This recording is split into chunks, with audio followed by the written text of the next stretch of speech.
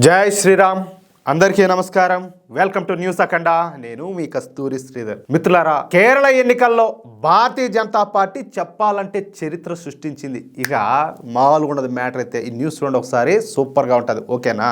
నాకు తెలిసినంత వరకు కేరళలో 30% మంది ముస్లింల జనాభా ఉంటే 20% పైగా క్రిస్టియన్ల జనాభా ఉంటుంది. ఇకపోతే 50% హిందువుల జనాభా ఉంటుంది. మామూలుగా మనోళ్ళు 70% 80% ఉంటేనే ఇంకా అంతంత మాత్రం. ఇంక వీళ్ళు 50% ఉంటే వాళ్ళంతా ఇంక 50% వరకు ఓళ్ళు ఉంటారు. ఇంకెట్టుంటుంది ఒకసారి మీరే ఆలోచించండి. అయితే సహజంగానే కేరళ హిందువులు కూడా కులాల పరంగా వర్గాల పరంగా విడిపోయి ఉన్నారు.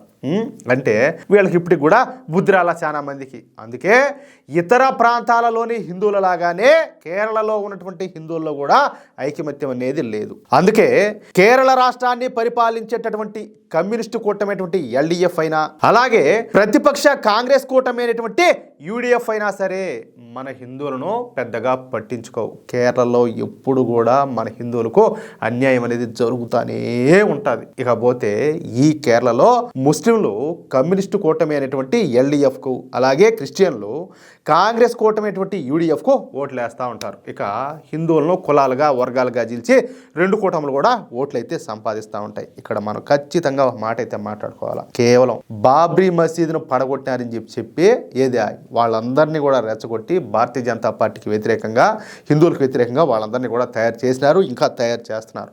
అర్థమవుతుందా? కానీ ఇక్కడ మనం ఒక మాట ఖచ్చితంగా మనం గుర్తు తెచ్చుకోవాలా. ఇప్పుడు మన ఆలయాలను, వేలాది ఆలయాలను ధ్వంసం చేసినారు. ఏది చరిత్రలో చూస్తే ఒకసారి మనం చూస్తే, అలాగే లక్షలాది మంది హిందువులను ఓచకోతలకు కోసినారు. మామూలు కూడా కాదు. అలాగే మన విద్యాలయాలంటే ఎన్నిట్లో ధ్వంసం చేశారు. ఇంకా మన హిందువులకు సంబంధించినటువంటి ఆస్తులను, ఇళ్లను తగలబెట్టేశారు. అయినా కూడా ఏ మాత్రం సిగ్గు, శరం, లజ్జ, ఆత్మాభిమానం ఏమీ కూడా లేకుండా, అదేంటంటే నేను ఎక్కువ మాట్లాడకూడదు, అన్నీ కూడా చచ్చిపోయి ఇంకా ఇలాంటి వాళ్ళకి ఓట్లు వేస్తానంటే ఆ ఓట్లు వేసే ముండా కొడకల్ని ఏమనాలా? మొన్న ఒకడు ఈ తృణమూల కాంగ్రెస్ పార్టీ కావాలనే, ఏది మమతా బేగం కావాలనే వాంటెడ్గా వాళ్ళ తొత్తును ఒకడిని పార్టీలోంచి తీసేసింది. నేను సస్పెండ్ చేస్తానని చెప్పి ఇదంతా కూడా ప్లానే. ఓడిపోయి నేను బాబ్రీ మసీదుకి నిర్మాణం చేస్తానని చెప్పేసి వాడు ఫౌండేషన్ వేస్తా ఉంటే కొంతమంది సూడో సెక్యులర్లు, ఎవరో మన హిందువులే, వాళ్ళు ఇటుకలు మోసుకుంటా పోతారు. ఏది బాబ్రీ మసీదు నిర్మాణం కోసం చెప్పేసి. రేపు అందరినీ కూడా ఒకటి చేస్తాడు, ఓట్లన్నీ వేయించుకుంటాడు. ఈవిడేమో నేనేదో హిందువులకు దగ్గర అవుతున్నానని చెప్పేసి ఏమో డ్రామా దుబ్బుతుంది, ఏమో ఓట్లు వేసుకుని ఏమో కొన్ని సీట్లు సంపాదించుకుంటుంది. ఆఖరికి వచ్చేటప్పటికి ఇద్దరు ఒకటి అయిపోయి మళ్ళీ గవర్నమెంట్ ఫామ్ చేస్తారు. మన ముండమోపులకి ఇంకెప్పుడు తెలివి వచ్చేదా? ఎప్పుడు తెలివి వచ్చేది అంటాలి. ఇకపోతే ఈ కేరళ రాష్ట్రానికి వస్తే పూర్తిగా ముస్లింలదే డామినేషన్ అయితే ఉంటుంది. ఆ తర్వాత క్రిస్టియన్లది డామినేషన్ ఉంటుంది. ఇక కేరళలో ఎక్కడా కూడా హిందువుల డామినేషన్ అనేది భూతద్దం బట్టి ఎత్తికినా కూడా కనపడదు. అర్థమైందా? అందుకే ఈ కేరళ రాష్ట్రం మీద మన భారతీయ జనతా పార్టీ ఎక్కువ దృష్టి అయితే పెట్టింది. పార్టీ కార్యక్రమాల కోసం ఈ కేరళ బీజేపీ శాఖకు పెద్ద ఎత్తున ఫండింగ్ చేయడం కూడా ప్రారంభించింది. ఇకపోతే హిందువులందరినీ ఐకమత్యంగా ఉండేలా చేయడానికి అనేక ఉద్యమాలకు తెరదీసింది. గత 10 సంవత్సరాల నుంచి బీజేపీ పెద్ద ఎత్తున ప్రజా పోరాటాలను నిర్వహించింది. దానికి తోడు హిందువులందరినీ కూడా ఏకం చేసేందుకు మన రాష్ట్రీయ స్వయం సేవక్ సంఘ్ కూడా రంగంలోకి దిగింది. వేలాది సంఖ్యలో శాఖలన్నింటినీ కూడా ఏర్పాటు చేసి పెద్ద సంఖ్యలో హిందువులందరినీ కూడా మేల్కొల్పడం మొదలుపెట్టారు. అయితే కేరళలో బీజేపీకు సరైనటువంటి నాయకుడు లేకపోవడం బీజేపీకు పెద్ద మైనస్గా మారిపోయింది. అయినప్పటికీ త్రిపురలో లాగా మొత్తం బీజేపీ శాఖను యాక్టివేట్ చేసి అందరూ కూడా ప్రజా ఉద్యమాల్లో పాల్గొనేలా చేయగలిగింది భారతీయ జనతా పార్టీ. ఈ క్రమంలోనే మొన్న కేరళలో స్థానిక సంస్థల ఎన్నికలు అయితే జరిగినాయి. ఈ ఎన్నికల్లో మొదటిసారి మన భారతీయ జనతా పార్టీ రికార్డు స్థాయిలో విజయాలన్నింటినీ కూడా సొంతం చేసుకునేది. ఈ ఎన్నికల్లో మొదటిసారి భారతీయ జనతా పార్టీ ఏకంగా 1910 వార్డులను గెలుచుకొని మీసం మేరేసింది. అట్నే నిజానికి కాంగ్రెస్ కమ్యూనిస్టుల కంటే తక్కువ వార్డులు వచ్చినప్పటికీ కూడా బీజేపీ దాదాపుగా 2000 వార్డులు సొంతం చేసుకోవడం అంటే మామూలు మాటలు కాదు. అది కూడా కేరళ రాష్ట్రంలో. అవునా కదా? మీరు కూడా ఒకసారి ఆలోచించండి. ఇక పాలక్కడ్ మున్సిపల్ కౌన్సిల్ ఎన్నికల్లో భారతీయ జనతా పార్టీ 25 స్థానాలను సొంతం చేసుకొని అతిపెద్ద పార్టీగా అవతరించింది. ఇక కేరళ మున్సిపల్ కార్పొరేషన్ స్థానాల్లో అధికార కమ్యూనిస్టులు 125 స్థానాలను సొంతం చేసుకుంటే భారతీయ జనతా పార్టీ 93 కార్పొరేషన్ స్థానాలను గెలుచుకుని దీన్నమ్మ రికార్డు బద్దలు కూడా అయిపోయింది. ఇక తిరువనంతపురం విషయానికి వద్దాం. తిరువనంతపురం అంటే త్రివేంద్రం అని కూడా అంటారు, అర్థమైందా? ఈ త్రివేంద్రం అనేది ఇప్పుడు మన విశాఖపట్నం ఉన్నది కదా, అంత పెద్ద నగరం, ఏం చిన్నదేం కాదు.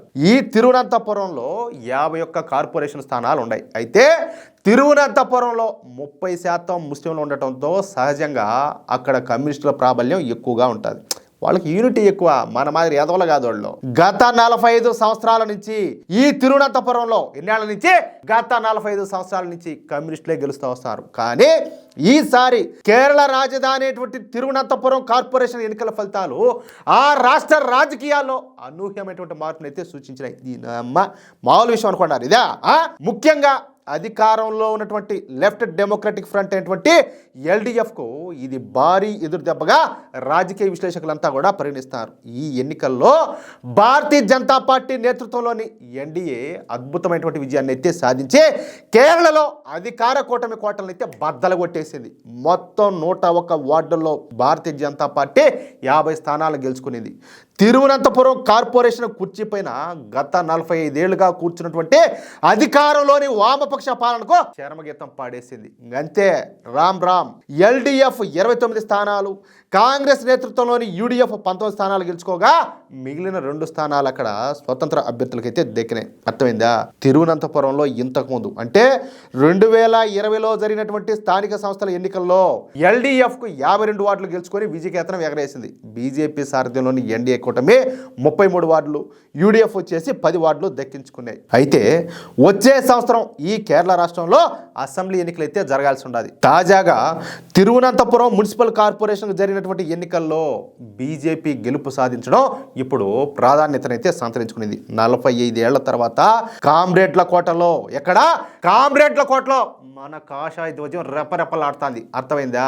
ఇప్పుడు అక్కడ భారతీయ జనతా పార్టీ పాగా వేయడంతో కమ్యూనిస్టుల్లో భయం అనేది మొదలైంది. ఇక తిరువనంతపురం కార్పొరేషన్ ఎన్నికల్లో భారతీయ జనతా పార్టీ విజయం సాధించడం పట్ల మన ప్రధానమైనటువంటి నరేంద్ర మోడీ గారు సంతోషం వ్యక్తం చేశారు. ఇది కేరళ రాజకీయాల్లో ఒక ముఖ్యమైనటువంటి మలుపు అని చెప్పేసి ఆయన అభివర్ణించారు. దాదాపు 4.5 దశాబ్దాలుగా అధికారంలో ఉన్నటువంటి ఎల్డిఎఫ్ను ఓడించడానికి క్షేత్రస్థాయిలో తమ కార్యకర్తలంతా కూడా చేసినటువంటి కృషే కారణం అని చెప్పేసి ఆయన అయితే పేర్కొన్నారు. చూడండి, అంటే ఒక అద్వితీయమైనటువంటి గెలుపును కార్యకర్తలకు అందించడం ఎంత గొప్ప విషయం.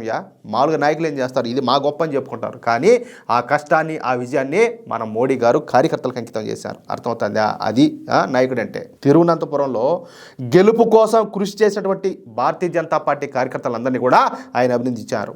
కేరళ అభివృద్ధి బీజేపీతోనే సాధ్యమని, ఇదే విషయాన్ని తిరువనంతపురం ప్రజలు కూడా విశ్వసించారని చెప్పేసి ఆయన అన్నారు. తిరువనంతపురం అభివృద్ధికి, ప్రజల జీవన ప్రమాణాలు పెంచేందుకు భారతీయ జనతా పార్టీ కృషి చేస్తారని చెప్పేసి మన నరేంద్ర మోడీ గారు హామీ ఇచ్చారు. మొత్తం మీదైతే కేరళ ఎన్నికల్లో మాత్రం భారతీయ జనతా పార్టీ ఒక ప్రభంజనమే సృష్టించింది. అది విషయం. ఎట్టుండదు న్యూసా, ఈ అమ్మ నెక్స్ట్ లెవెల్లో ఉండాలి. ఏమంటారా మిత్రులారా?